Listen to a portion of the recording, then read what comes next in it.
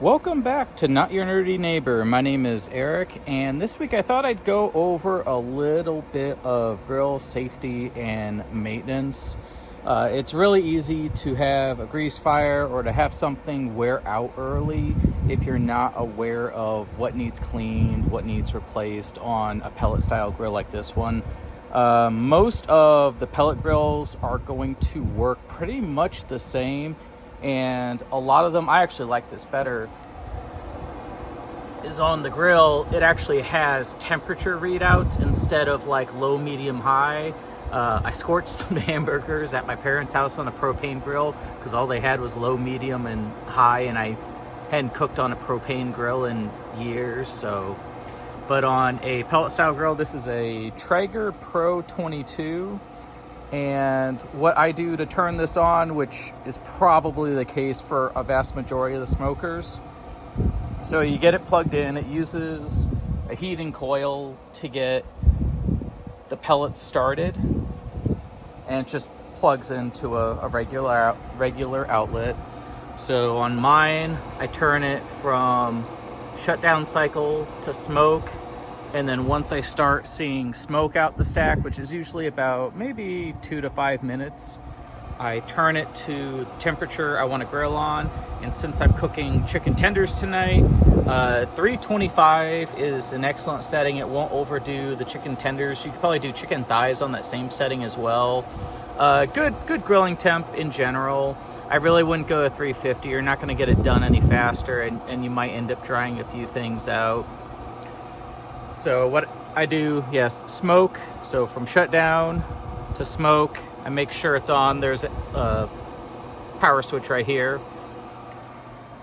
And then once it's warmed up, what I'll start to do is I'll start to clean off my smoker. Now, I have a grill basket in here because I like sweet potatoes, bell peppers, that kind of thing. This is pretty easy to clean. I usually take it to my sink and just clean it with a sponge.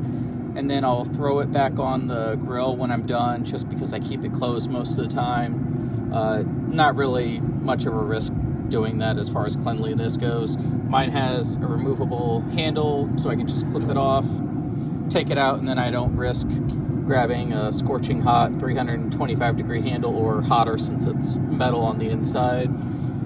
When it comes to cleaning the grill, you can use a wire brush. I'm becoming less and less of a fan of these because of reports I see online about people ingesting little wires, which it is a real risk. So what I did ahead of time was I took the abrasive, almost Brillo pad-like side, and just tried to clean off as much as I could with that.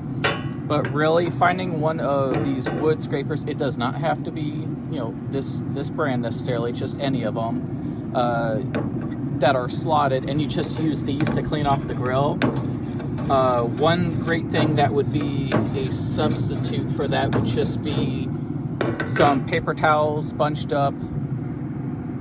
You soak it in some water, and then you take tongs and you run it back and forth, and that'll get the grates even cleaner. It's a lot safer than these. I'm probably going to throw this one out at the end of the video anyway. There are other ones like, I want to say it's called Grill Rescue, where it's a Teflon pad you soak in water to clean off the grill. There's no wires or anything, and that is a lot safer. But as far as cleaning and prepping, that's what I like to do.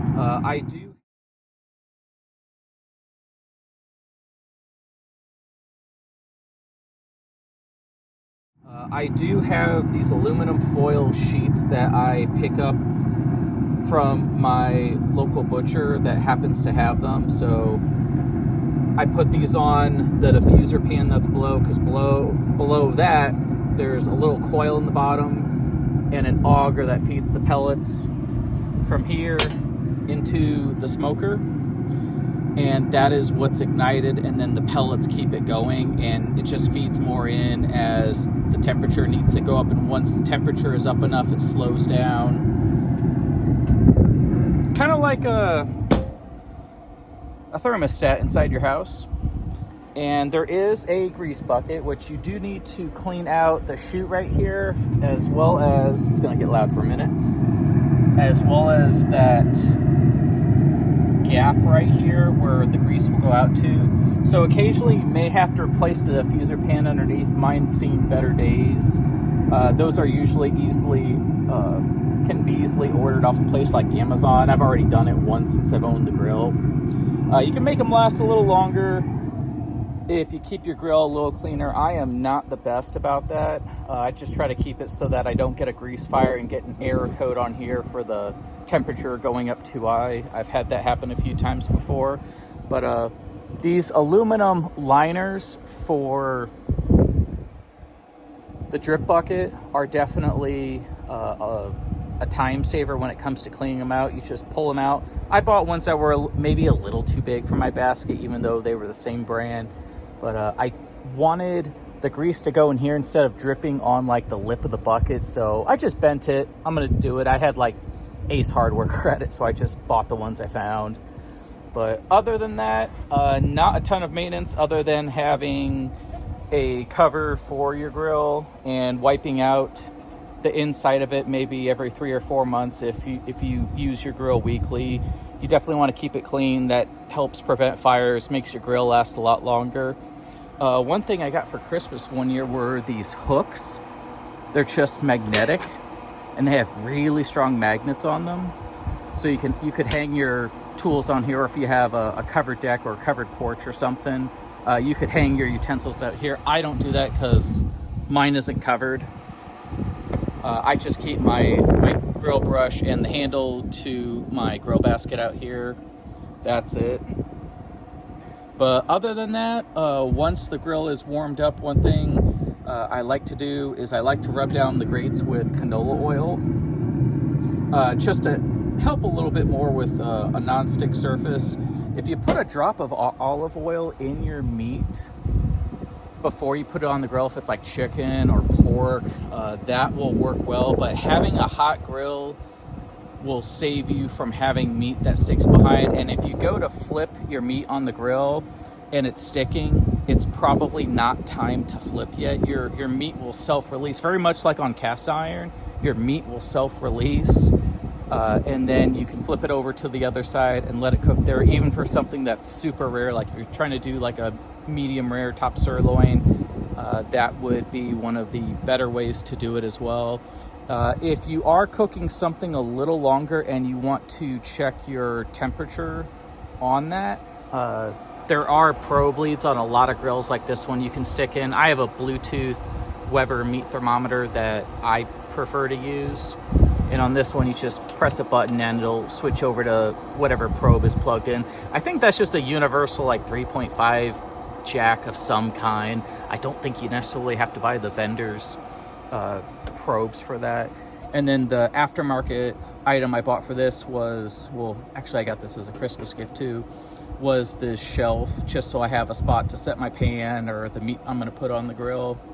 But other than that, not a ton of maintenance, pretty easy to use. I'm not a fan of gas because I don't necessarily know when I'm out unless I lift the tank. And with this, I look in here, I can see, okay, I have pellets. Usually you can get pellets from the grocery store. I think like Walmart or Target might have them. Sometimes your local butcher will have them as well. The place I go to sells Green Mountain pellets, which are very comparable to the Traeger ones in flavor, and they also don't have like any kind of adhesive in them. They're just naturally packed pellets. I like to use apple in mine. You can use whatever you want, but yeah, that's it. I just wanted to go over just some basic grilling maintenance with the weather at least warming up in the Midwest soon. I want to say it's probably in the 60s today here in Nebraska where I'm at. But other than that, have a wonderful day. Grill and enjoy a beverage or two. I'm enjoying Goose Island Beer Co. Tropical Hug Imperial IPA. It's got a lot of citrus notes, very juicy, like fresh squeezed orange juice almost, but no orange in it to my knowledge. Maybe peel, but delicious beer. It is 9.9% alcohol, so maybe stick to one. But other than that, have a great day. Feel free to like, subscribe, and follow on my YouTube channel. I am also on Facebook at Not Your Nerdy Neighbor, the same name on there too. But have a great one.